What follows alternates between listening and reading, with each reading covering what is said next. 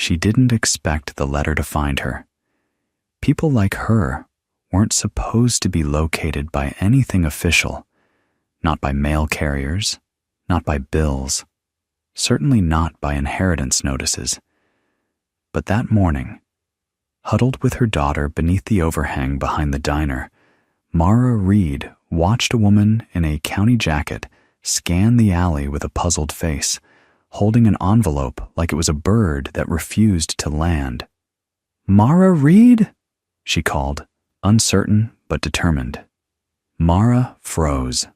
Lily, half wrapped in the patched sleeping bag they shared, tightened her grip on her mother's arm. The woman looked nothing like trouble, yet trouble often disguised itself in harmless clothing. "Who's asking?" Mara said, stepping forward just enough to block Lily with her body. The woman consulted the envelope again. "County Probate Office. I've been trying to reach you for 3 months." 3 months. That was the distance between summer and the first morning. The ground hardened beneath their feet. The woman extended the letter. "It's about your grandmother, Eliza Ward." The name hit like a faint echo from a childhood she rarely walked toward. Her grandmother's voice, her small mountain cabin, the smell of pine sap on skin. Memories that lived like moth wings, delicate, powdery, impossible to touch without losing something. Mara took the envelope slowly. "She passed?" she asked, already knowing the answer. 2 winters ago," the woman said. "Her estate was delayed, complicated, but you're the last living heir. The property is yours now." The property. Mara nearly laughed, though nothing in her life was funny enough to deserve it. A property belonging to the grandmother who died poor, whose entire world was a sagging mountain shack and a stubborn old horse she insisted the county would never take. Mara had always believed her grandmother owned nothing at all.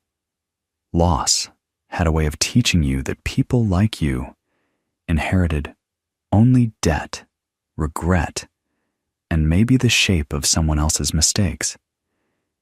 Yet here was a letter in her hand, something her grandmother left behind, something that might be shelter for a night or a week if the roof hadn't caved, something with a door her daughter could lock. She signed the delivery slip with fingers stiff from cold, thanked the woman, and tucked the letter carefully inside her coat. Lily leaned against her. "Where is it?" she whispered. Mara opened the envelope slowly, half expecting the paper to vanish. Inside was a simple document, the deed to a piece of land in the Appalachian foothills, near a mountain whose name she hadn't spoken aloud in years. The coordinates pulsed at her like a heartbeat. A handwritten note on yellowed county paper read, "Occupant rights valid. Beware structural weakness. Outbuilding condemned. No taxes owed until reassessment." It was the kind of bureaucratic warning that tried to sound helpful, but smelled slightly of doom. Still, it was a place that was hers. "We're going home," Mara said, though home wasn't a word she'd believed in for a long time. They gathered their things, 2 worn backpacks, 1 sleeping bag, a thrift store coat that barely remembered insulation, and boarded the bus with coins scraped from the emergency jar. Lily leaned her head on her mother's shoulder as the town shrank behind them, replaced by wide fields and a sky that looked like it didn't care who you were as long as you kept moving. Mara closed her eyes and let the motion steady her heartbeat. Going back to those mountains felt like walking into a memory she had abandoned deliberately, but the road didn't ask her to confess anything. It carried them upward, past barren trees, past clusters of houses sloping toward each other for warmth, past streams, with voices only the patient could hear.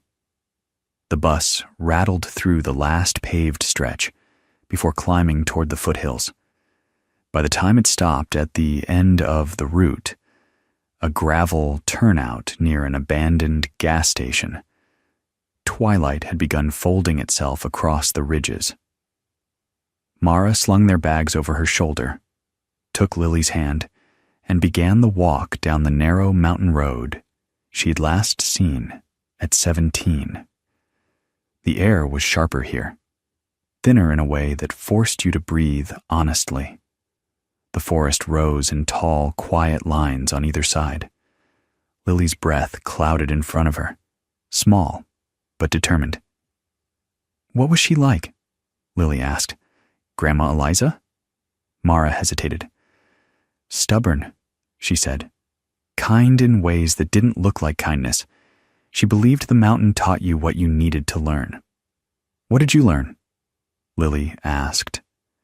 Mara let out a slow breath. "I didn't stay long enough to find out." It was true. She'd run from this place at 17, chasing work and escape and a future that didn't smell like damp timber and old ghost stories. Her grandmother had told her the mountain held more secrets than people did, and that wasn't always meant to comfort. But now, climbing toward a house that might not even stand, Mara felt the pull of something she couldn't name. The path narrowed, growing familiar in ways her mind refused to fully acknowledge. A fallen tree she used to balance on as a child, a bend in the road where the blackberry bushes once clawed at her ankles, a gap in the ridge where the sunlight slipped through in the mornings, the same way it used to slip into her grandmother's kitchen. And then, through the thinning trees, she saw it. The house, if you could still call it that. The roof sagged like a tired shoulder. Boards curled away from the frame. The porch had surrendered to gravity years ago, collapsing into a sprawl of lumber and weeds. Windows were missing or broken, leaving dark squares where eyes should have been. "Mom," Lily whispered, gripping her sleeve. "It's really old." "It is," Mara said, "but it's ours." They approached cautiously, each step sinking into the damp soil. The house loomed, weather-beaten and proud in the way of things that refused to disappear. Mara pushed open the front door, half expecting it to protest, but it swung inward with a sigh, as though the house had been holding its breath for years and finally recognized someone worth releasing it for. Inside, dust drifted in shafts of fading light. The walls were lined with old wooden planks, their knots like patient eyes. The floor sagged but held. Lily walked in slowly, wide-eyed. "It's like a story," she said. "One with ghosts," Mara answered quietly, though not unkindly. The living room still held her grandmother's rocking chair, though its runners were cracked. A cast-iron stove hunched in the corner, rusted but intact. The air carried the faint smell of pine, earth, and thyme. It was cold, but not the biting cold of the alley. They were inside, and that alone felt like a miracle stitched together from scraps. Mara set their bags down near the stove and drew in a deep breath. "We'll make a fire," she said. "We'll be warm." They gathered fallen branches from just outside the door, snapping brittle sticks and easing them into the stove. The first spark took quickly, rising into a flame that flickered like hope finding footing. Warmth seeped slowly into the room. Lily curled up in the sleeping bag near the stove, while Mara explored the kitchen. The counters were dusty, but familiar. A wooden drawer stuck stubbornly until she coaxed it open, revealing a jumble of old utensils, a corkscrew, and a folded note written in her grandmother's cramped handwriting. "If you're reading this, you found your way back. Good. The mountain's been waiting for you." Mara closed her eyes as the words echoed through her. She hadn't expected this, her grandmother reaching across years with the steadiness she'd always had. She tucked the note into her pocket. She'd read it again when she was ready. Behind the kitchen, a narrow hallway led to the back of the house. The boards creaked with each step, but the house seemed to adjust to their presence, as if relearning the rhythm of feet on its floors. At the end of the hall was the bedroom Mara had once shared with her mother before they left this place behind. Dust lay thick on the windowsill. A quilt, faded to near colorlessness, covered the old iron bed frame. She brushed it lightly with her hand. "Mom?" Lily called from the living room.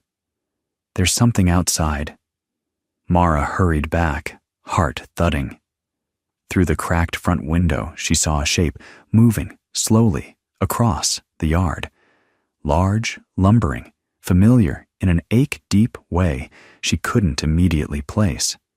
Then, with a strange jolt, the recognition landed. "It can't be," she whispered. The old horse, her grandmother's horse. A chestnut, gelding with a streak of silver down his muzzle, moving stiffly but deliberately toward the house. He looked impossibly ancient, like a creature carved from memory. But he was alive. "Mom?" Lily said softly. "Is that yours?" "No," Mara said, her voice thinning. "He belonged to Grandma Eliza."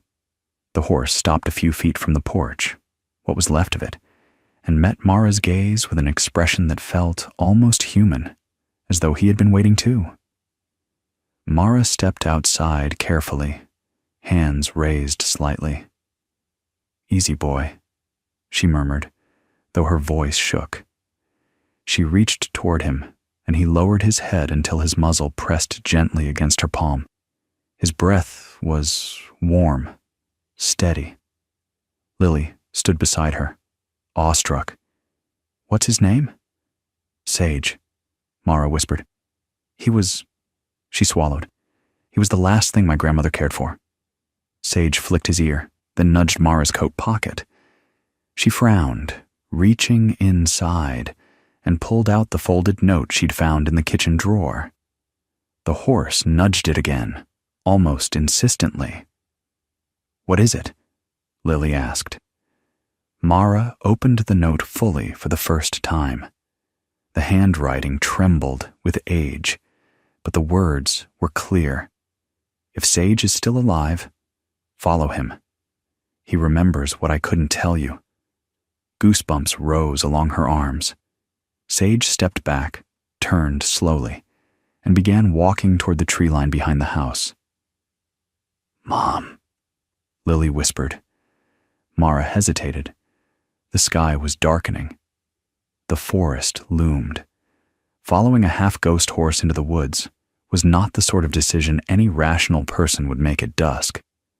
But nothing about their lives lately had been rational, and somewhere in her grandmother's voice, buried under years of silence, was a truth she had fled, but now felt obligated to face. "Grab your jacket," Mara said softly. "We're going with him." Lily ran inside, re-emerging moments later. The horse waited patiently at the edge of the woods, tail flicking. They followed him into the trees. The forest swallowed them quickly, its canopy blotting out the last of the light. Sage's steps were slow but deliberate, never straying from a winding trail that Mara only half remembered. "Did she hide something?" Lily whispered. "Maybe," Mara answered. "Or maybe she left something she knew I'd need." The woods grew thicker, the air colder. A fog drifted low along the ground like breath that refused to disperse. After several minutes, Sage stopped before a narrow clearing she'd forgotten existed. At its center stood a structure she had never seen before, or had blocked out of memory so entirely it felt new. A small outbuilding, stone, almost like a storage shed, but older than the house itself. Its wooden door hung crooked, marked with deep scratches that made Mara's skin tighten. "What is this place?" Lily asked. Mara didn't answer. Her grandmother had warned the county about this outbuilding. Condemned, the deed had said, yet it stood solid as a secret. She approached slowly. The door creaked as she pushed it open. The interior smelled of damp wood and rust, but beneath that was something else. Something metallic, faintly sweet, like old minerals. She raised her flashlight. The beam cut across a room full of crates stacked nearly to the rafters, each marked with the faded insignia of an old mining company that had gone bankrupt decades before she was born. Her heart raced. Her grandmother had always claimed the mining company stole something from the mountain, and from their family. No one believed her. Not the county. Not the town. Not Mara's mother, who dragged her away from this place and told her to forget the ramblings of an old woman clinging to fairy tales. But these crates, were not fairy tales. They were evidence, proof. She stepped forward, brushing dust from the nearest crate. Lily hovered close. "Mom, what is it?" "I don't know," Mara whispered. "But whatever it is, she hid it for a reason." She found a rusted crowbar near the wall and wedged it under the crate's lid, forcing it open with a grunt. The wood cracked. The lid fell away. Inside, wrapped in canvas, were dozens of small metal cylinders, each stamped with a date and numbers. Not numbers, coordinates. Lily leaned closer. "What are those?" Mara lifted one carefully. It was surprisingly heavy.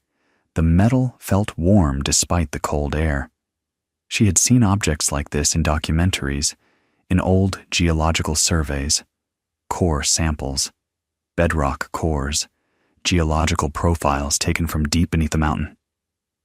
She unwrapped another, and another, perfectly preserved, untouched, taken from a company that had, according to every official record, never drilled anywhere near her grandmother's land. Mara's pulse quickened. "Mom?" Lily asked quietly. "Why would she keep rocks?" Mara swallowed hard. "Because these aren't just rocks." Before she could continue, Sage snorted sharply behind them, ears pinned, muscles tensing. Mara turned.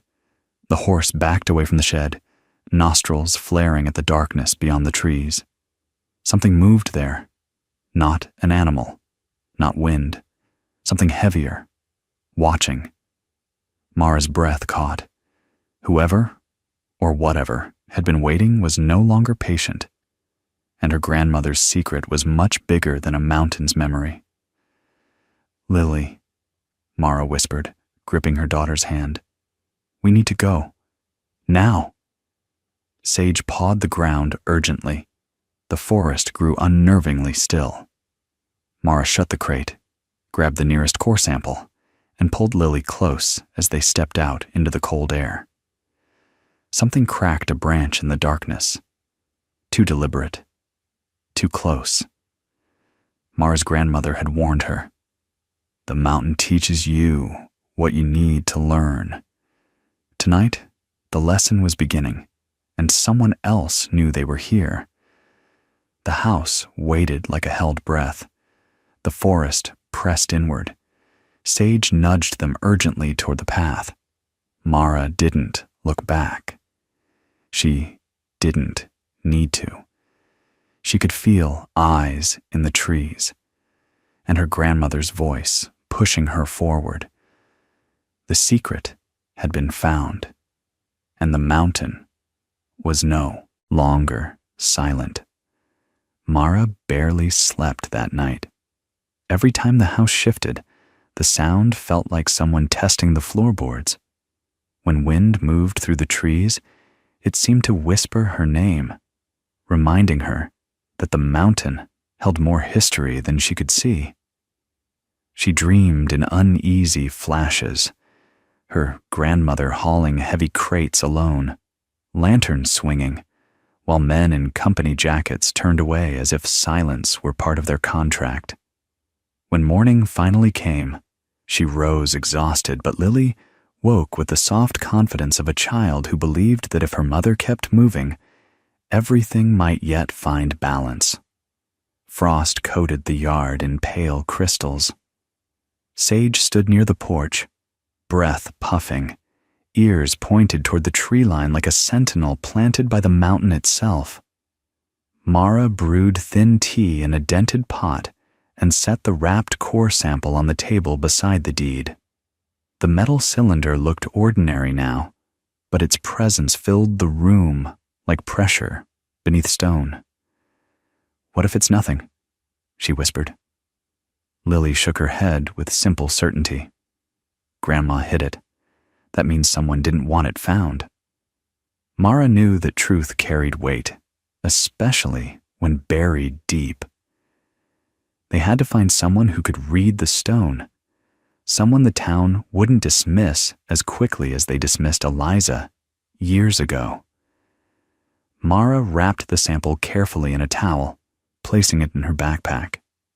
Before leaving, she rested her palm against the kitchen wall. "Watch the place," she murmured. The wood stayed cool, but something about the house felt awake, as though listening.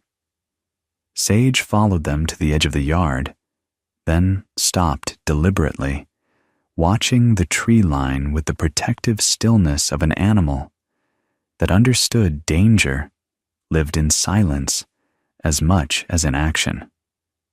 The road down the mountain was slick with wet leaves. They walked slowly, hands brushing occasionally as the morning fog thinned. Halfway down, Lily spoke. "If we fix this, will it fix Grandma's story?" Mara considered her words. "Maybe not fix," she said, "but make it heard." The town appeared below them, quiet, worn, familiar, but changed. Buildings sagged with age, and the air carried the scent of wood smoke mixed with old machinery. Mara felt exposed, carrying a truth no one had asked her to bring into daylight. But turning back wasn't an option anymore. The library smelled of old paper and dust, comforting, steady. The woman behind the desk, gray hair twisted into a clip, looked up sharply. "You look like you need answers, not directions," she said. Mara set the wrapped core on the desk. The woman's eyes widened as the towel fell away. "Haven't seen one of those in decades."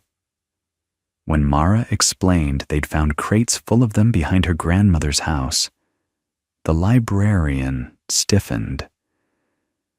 "Who was your grandmother?" "Eliza Ward," Mara said softly. Recognition flickered in the woman's face, mixed with something like regret. "Eliza came here, once shouting about stolen land," the librarian said. "People thought she was unwell." Mara swallowed hard, remembering her own doubts years ago. "She wasn't," she said. "She just didn't know how to make people listen." The librarian nodded slowly. "Jim's here today. Retired geologist. Tuesdays are his map days." She returned with a tall, stooped man in flannel who handled the core as if it were sacred. He turned it toward the window, examining layers of stone with quiet intensity. "You know where they claimed this came from?" he asked. "They said their own lease Mara answered. Jim shook his head. Not by the coordinates stamped here. This hole sits under your grandmother's land. Off lease. Off record. He pointed to a pale band within the stone. Spodumene? Lithium? They knew this mountain held it.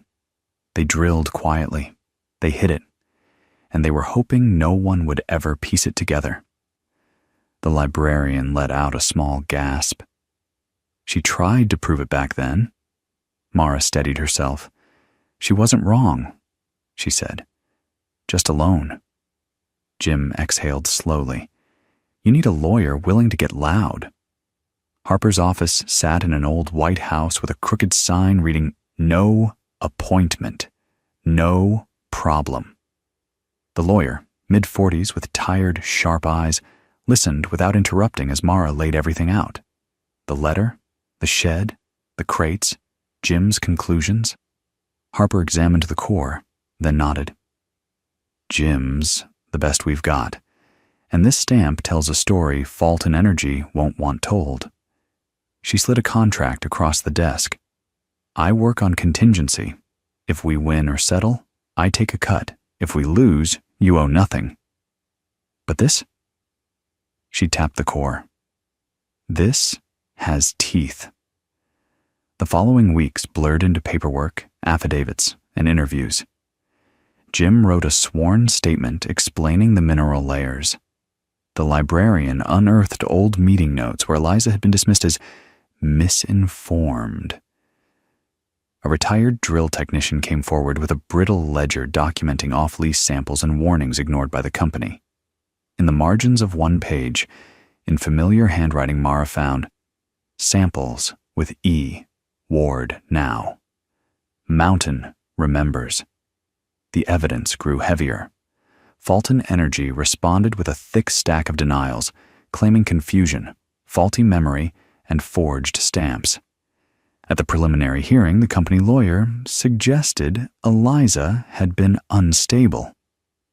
Harper stood slowly.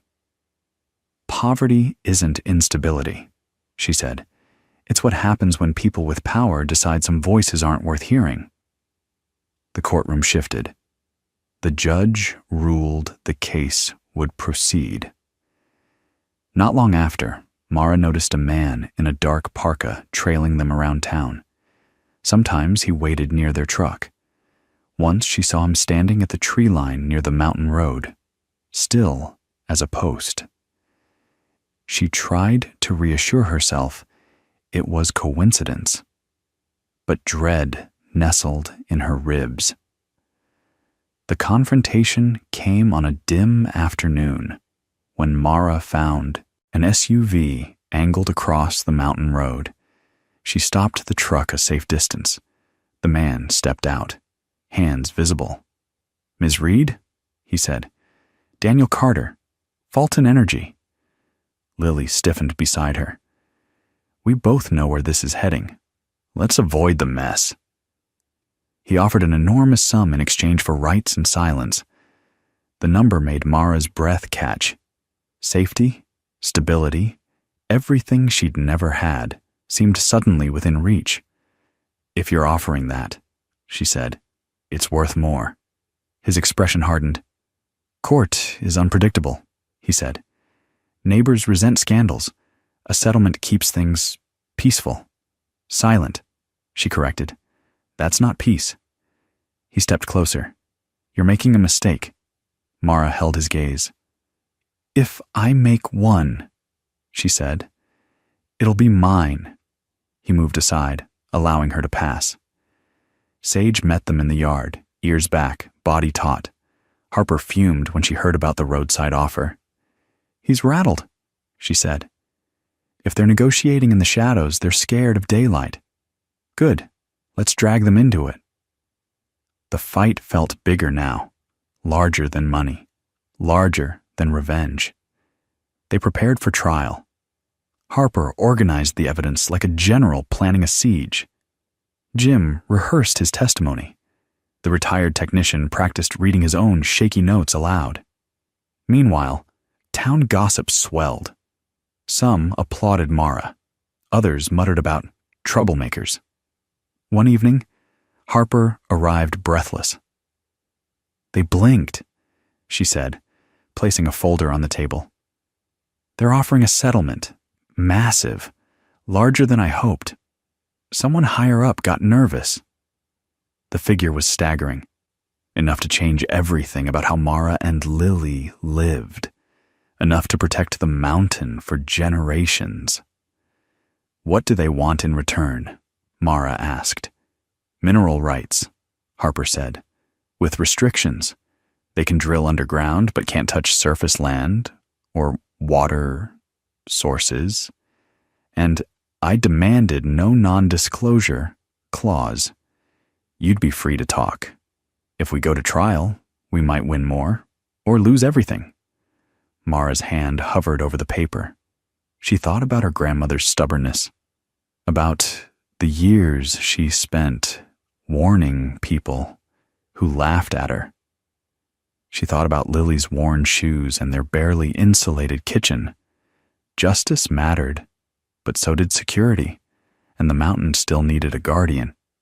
They signed, not in triumph, but in solemn recognition that victories come in different shapes. Overnight, the story spread. Reporters arrived. Cameras pointed toward the ridge like it was a newly discovered continent. Some townsfolk cheered.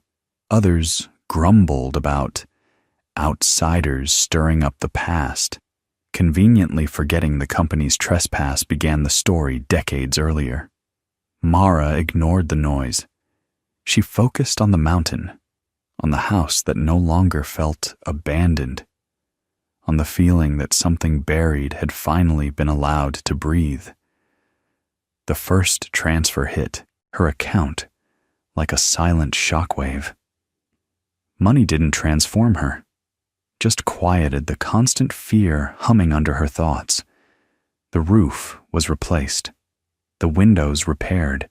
They built Sage a sturdy barn where he could rest without the wind slicing through broken boards. "He looks proud," Lily said. "He looks like he knew this was coming," Mara replied. The shed became a small memorial to Eliza's fight. Jim and the retired technician mounted a plaque over the door. "Eliza Ward, Keeper of Proof." Beneath it, smaller text read, "She told the truth before anyone profited from hearing it." Schoolchildren visited the shed on field trips, led by the librarian who now spoke of Eliza with reverence instead of dismissal. She wasn't wrong, she told them. She was early. Mara watched from the doorway, heart full in a way she didn't have words for. Even people who once mocked Eliza now admitted she'd seen what they were too comfortable to face. The mountain had shifted the whole town's story, and Mara realized the settlement wasn't payment, it was acknowledgement, a rewriting of a chapter long overdue. Winter returned quickly. Snow coated the ridge, muffling sound. Mara stood with Lily outside the shed, watching flakes thicken the footprints around them. "Do you think Grandma's secret really shook the whole town?" Lily asked. Mara considered the mayor's new water protection measures, the mining company's nervous press releases, the quiet apologies from old miners. "I think it shook the part that needed shaking," she said, "and reminded people that truth buried is still truth waiting." Sage nudged them gently, urging them toward the warm house. Later, they sat on the rebuilt porch drinking cocoa, while the valley lights flickered on below. "Are we rich now?" Lily asked. Mara smiled. "Rich enough to keep the land safe," she said, "and rich enough to give you choices." But her mind drifted to her grandmother, who died with nothing but a stubborn belief in her own truth. "We're rich in something else," Mara added quietly. "We get to finish her story." Lily leaned against her, small hand slipping into hers, warm despite the cold. The house creaked softly behind them. no longer in warning, but in comfort. Snow drifted in slow spirals across the yard. The mountain held them with gentle steadiness, as if acknowledging a long-settled debt. Mara looked into the dim, peaceful woods and felt something unclench inside her, a quiet acceptance that they were no longer running from life, but toward it. "We're home," Lily whispered. Mara nodded. "We are. Finally." The wind moved through the trees like a sigh of relief, carrying the truth Eliza hid for decades. Now free, now heard, now part of the mountain's living memory.